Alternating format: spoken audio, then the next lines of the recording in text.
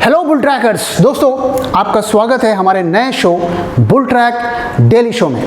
दोस्तों ये एक हमारा नया इनिशिएटिव है और इसमें हम हर रोज़ आपके साथ पोस्ट मार्केट क्लोजिंग आपके साथ मिलेंगे और मार्केट के बारे में बात करेंगे कि आज के दिन में मार्केट में क्या डेवलपमेंट हुई, क्या मेजर प्राइस एक्शन हुआ, कौन से गेनर्स रहे, कौन से लूजर्स रहे, क्यों रहे, इन सभी बारे में बात करेंगे।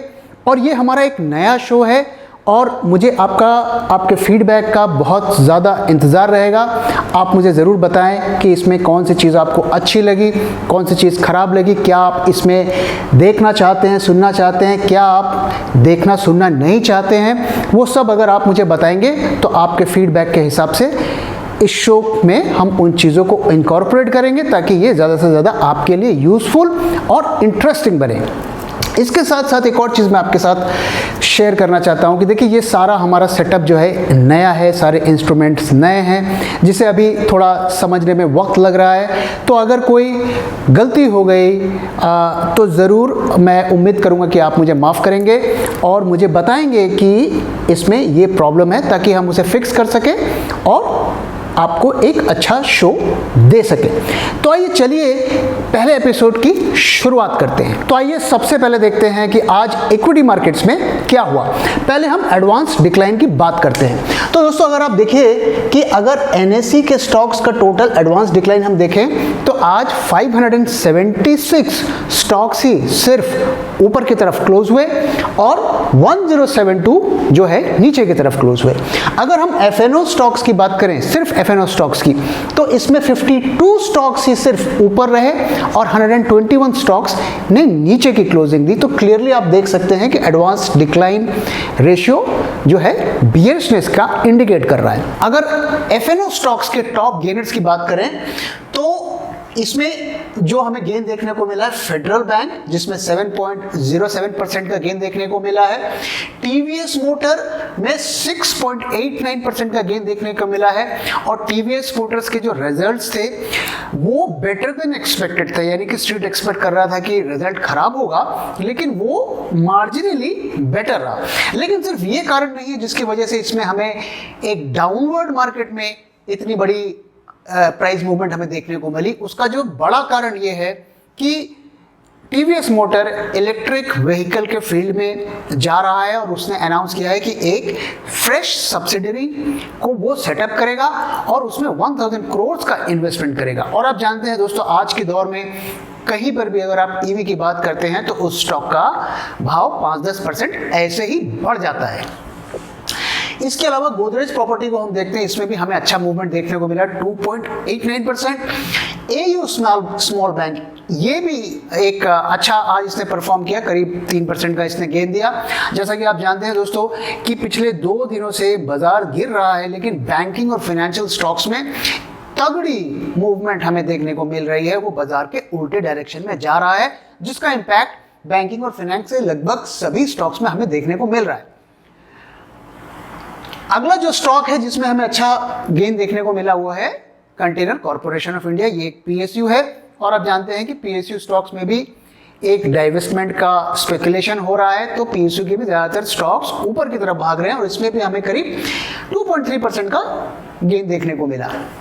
और एक और स्टॉक मुथूट फाइनेंस, ये भी पॉजिटिव में क्लोजिंग दिया क्योंकि दोस्तों ये गोल्ड लोन में ये कंपनी डील करती है और जैसे जैसे इन्फ्लेशन का डर बढ़ता है तो गोल्ड के प्राइसेस मूव करते हैं तो उनका फायदा ये जो गोल्ड से रिलेटेड जो कंपनियां काम करती हैं उनको मिलता है। अब आइए एफएनओ टॉप लूजर्स की बात करते हैं।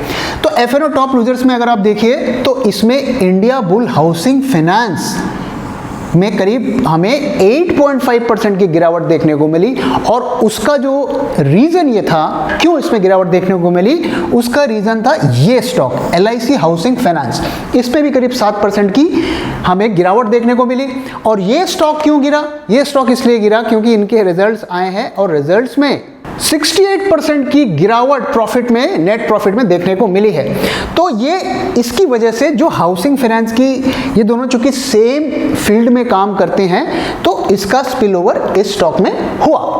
अगले नंबर पे जो टॉप लूजर है वो है इंडिया मार्ट। इंडिया मार्ट भी करीब 8.36% गिरा और उसका कारण ये था आईटी के स्टॉक्स पिछले 2-3 दिनों से लगातार गिर रहे हैं। अगर आप नोट करें तो पिछले 3 महीनों में आईटी ने निफ्टी को आउट परफॉर्म किया है, तो उसमें काफ़ी ज़्यादा खरीदारी हुई थी स्पेशली लार्ज कैप में। लेकिन अब कंसर्न ये हो रहा है कि शायद वो अपने वैल्यूएशन से आगे निकल गए हैं, तो हमें आईटी स्टॉक्स में स्पेशली मिड कैप स्टॉक्स में काफ़ी गिरावट देखने को मिल रही है। हमने देखा कि माइंट्री में भी कल बहुत बड़ी गिरावट देखने को मिली थी। तो आईटी के ये छोटी कंपनियां हैं, इनमें ज़्यादा नुकसान हमें देखने को मिल रहा है। तो अगर आप देखिए तो इंडिया मार्ट ने करीब 8.36% का लॉस दिया। इसके अलावा नौकरी इन्फो एज ने भी करीब 7% का गिरावट हमें दिखाया। इसके अलावा मेटल्स में भी गिरावट देखने को मिल रही है, तो उसका खामियाजा जो मेटल के टॉप कंपनी है वीईडीएल वेदांता को भी देखने को मिला, और उसमें भी करीब 8% की गिरावट हमें देखने को मिली। बायोकॉन के भी रिजल्ट कुछ खास अच्छे नहीं आए हैं, तो बायोकॉन के नेट प्रॉफिट में करीब 18% की गिरावट देखने को मिली, जिसकी वजह से उनके स्टॉक प्राइस में भी उसका इम्पैक्ट देखने को मिला है। अब आइए अगले सेक्शन की तरफ बढ़ते हैं। ये हमारा सेक्शन है, हम उन स्टॉक्स को चुन के आपको दिखाते हैं जिन्होंने पिछले 7 डेज में हाईएस्ट क्लोजिंग दी है, यानी कि आज की क्लोजिंग या आज का लास्ट प्राइस पिछले 7 दिन के क्लोजिंग प्राइस से ऊपर क्लोज हुआ है, और साथ में आज का वॉल्यूम भी पिछले 7 दिन के वॉल्यूम से ज़्यादा है। ऐसे स्टॉक्स को हमने चुन के आपके साथ शेयर किया है। तो इसमें देखिए फेडरल बैंक है, फेडरल बैंक में 17% का करीब राइज देखने को मिला पिछले 7 डेज में।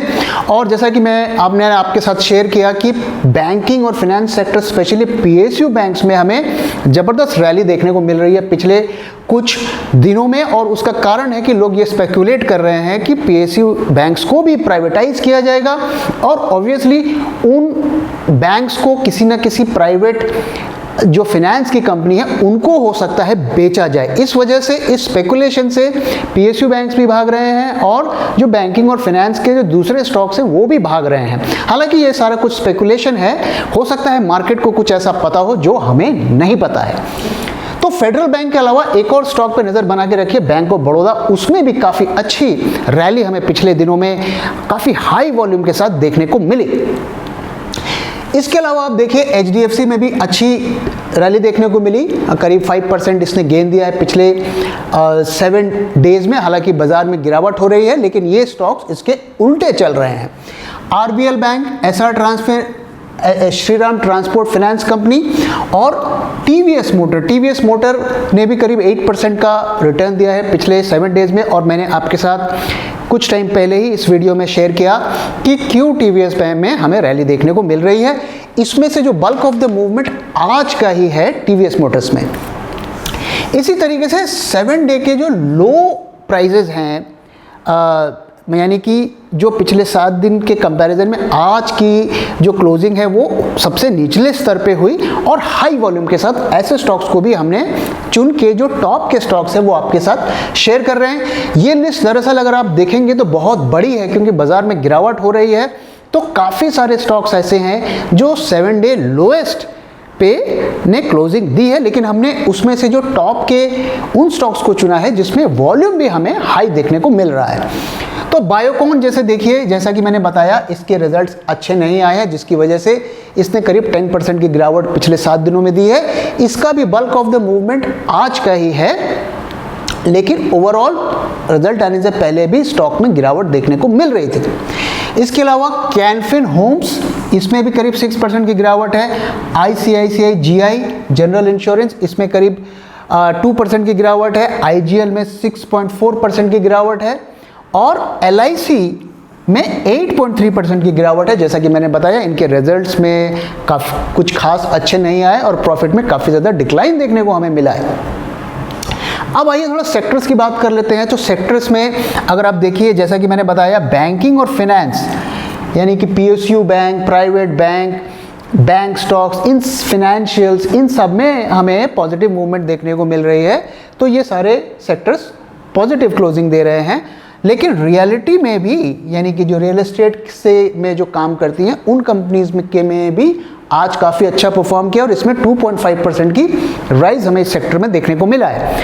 अगर हम डाउनवर्ड सेक्टर्स की बात करें तो इसमें ऑटो, में करीब 1% की गिरावट देखने को मिली है कल, जबकि ऑटो ने अच्छा परफॉर्म किया था गिरते मार्केट में।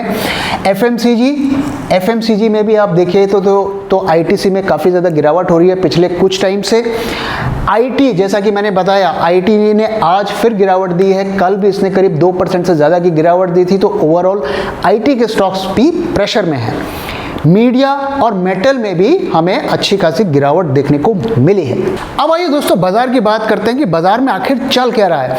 देखिए दोस्तों, पिछले अगर आप 2-3 दिनों से देखेंगे तो जो ब्रॉडर इंडेक्स है उसमें तो गिरावट देखने को मिल रही है, और काफ़ी स्टॉक स्पेशली मिड कैप्स में हमें बड़ी बड़ी गिरावट देखने को मिल रही है, और जो पॉपुलर स्टॉक्स हैं उनमें भी हमें काफ़ी ज़्यादा जो गिरावट देखने को मिल रही है, 8%, 10%, 12%। तो इसका जो एक बड़ा कारण ये है कि DIIs ने भी सेलिंग करना शुरू कर दिया है। अगर आप पिछले 7-8 महीने की हिस्ट्री देखें तो FII मोटा मोटा सेल कर रहे थे, लेकिन DII ने, म्यूचुअल फंड्स ने बाइंग जारी रखी थी, जिसकी वजह से बाजार संभला रहा, और ना सिर्फ संभला बल्कि न्यू हाइस को टच किया। लेकिन पिछले 9 दिनों से अगर आप देखें तो DIIs जो है सेलिंग मोड पर आ गए हैं, और ये ऐसा 7 महीने की नेट बाइंग के बाद हुआ। तो 7 महीना DIIs ने बाइंग की, नेट बायर बने रहे, और अब उन्होंने सेलिंग करने शुरू कर दिए ताबड़तोड़, और पिछले 9 दिनों में करीब 9,000 करोड़ की उन्होंने सेलिंग कर डाली। वहीं FPIs ने भी करीब 4,482 करोड़ की सेलिंग कर डाली है पिछले 9 दिनों में। तो पिछले 9 दिनों में अगर मार्केट को देखें तो करीब 13,000 करोड़ की सेलिंग FII और DII दोनों ने कर दी, जिसमें DII जो है FII से ज़्यादा को सेल कर रहे हैं। कल की अगर आप फिगर्स देखें, आज की तो अभी आई नहीं है जब तक मैं वीडियो बना रहा हूं, तो कल की अगर फिगर देखें तो कल जो है DIIs ने थोड़ी बहुत बाइंग ज़रूर की थी, लेकिन हुआ ये कि वो बाइंग करने लगे तो FIIs जो हैं वो सेलर बन गए। तो जितनी बाइंग उन्होंने की उससे ज़्यादा की सेलिंग FIIs ने कर दी। इस वजह से कल भी हमें गिरावट देखने को मिली है, और आज भी कुछ ऐसा ही माजरा लगता है कि एक पार्टी ने बाय किया होगा और एक ने सेल किया होगा। अभी फिगर्स आएंगे तो हमें पता चलेगा। तो प्रश्न ये उठता है कि क्यों 7 महीने के बाद म्यूचुअल फंड जो है सेलिंग मोड पर आ गए। उसका जो कारण ये है कि अभी तक के जो रिजल्ट्स आ रहे थे, पिछले 1 साल से कंपनी के जो रिजल्ट्स आ रहे थे वो ऊपर की तरफ थे, क्योंकि कोविड के बाद उनमें इतना ज़्यादा डिप आ गया था उनकी अर्निंग पर। तो उसको बेस बनाकर अर्निंग्स को जब कंपेयर किया जा रहा था तो हमें ग्रोथ देखने को मिल रहा था। तो पिछले 2-3 क्वार्टर में काफ़ी कंपनियों के रिजल्ट्स अच्छे आए, और लोगों को लगा कि शायद सब कुछ नॉर्मल हो रहा है और यहाँ से जो ट्रैजेक्टरी ऊपर की तरफ ही रहेगी। लेकिन अब जो इस क्वार्टर के Q2 के रिजल्ट्स आ रहे हैं उसमें ज़्यादातर कंपनी के रिजल्ट्स पिछले क्वार्टर के कंपैरिजन में खराब आ रहे हैं, और उनकी अर्निंग्स में, रेवेन्यू में डिक्लाइन देखने को मिल रहा है। तो अब DIIs अब थोड़ा नर्वस हो रहे हैं कि यार इतनी ज़्यादा हाई मार्केट, इतनी ज़्यादा वैल्यूएशन हम स्टॉक्स को कैसे दे सकते हैं अगर अर्निंग्स उसको सपोर्ट ना करे। तो अभी भी जो अर्निंग सीजन अभी कंप्लीट नहीं हुआ है, अभी और भी बड़ी बड़ी कंपनीज के रिजल्ट्स आने हैं, और देखना है कि बाकी कंपनियां क्या करती हैं, और ये जो सीज़न है ये आगे के मार्केट के टोन को सेट करेगा। क्योंकि अगर इस अर्निंग सीजन में, जबकि सब कुछ लग रहा है कि नॉर्मल हो रहा है, इसमें कंपनियां अच्छा रिजल्ट पोस्ट नहीं कर पाएंगी, तो हम ये कैसे उम्मीद करें कि आने वाले क्वार्टर्स में वो इससे अच्छे रिजल्ट्स को पोस्ट करेंगी। अब आइए थोड़ा निफ्टी की बात करते हैं। तो निफ्टी की अगर हम IVs को देखें तो करीब वो 14 से 15% के बीच में दिख रहा है, और कॉल IV और पुट IV दोनों लगभग सेम लेवल पर चल रही हैं, 14-15% के आसपास।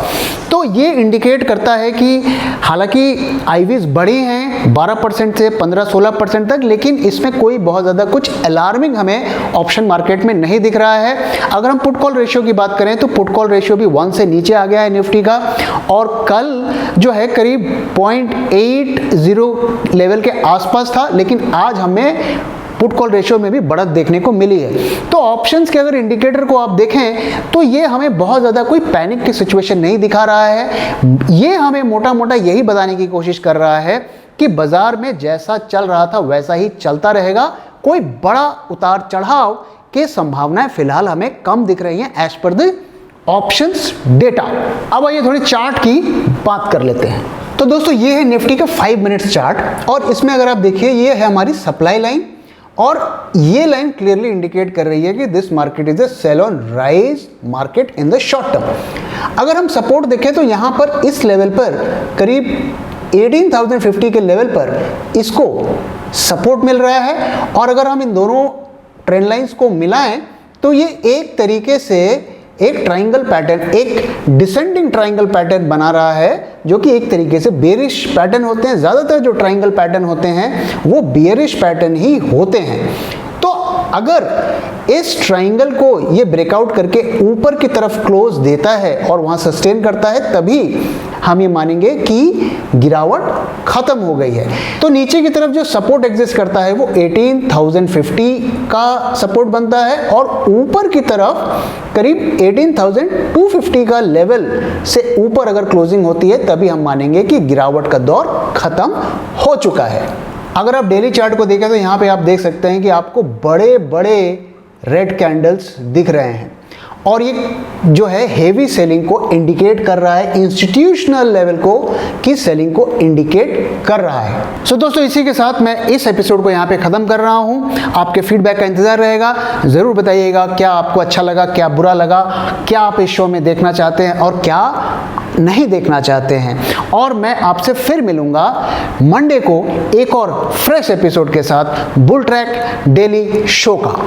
दोस्तों, अगर वीडियो पसंद आया है तो प्लीज़ वीडियो को लाइक करिए, अपने दोस्तों के साथ शेयर करिए, और हमारे चैनल को अगर अभी तक आपने सब्सक्राइब नहीं किया है तो प्लीज़ चैनल को सब्सक्राइब करिए। और मैं जल्दी ही आपसे मिलूंगा किसी और वीडियो में।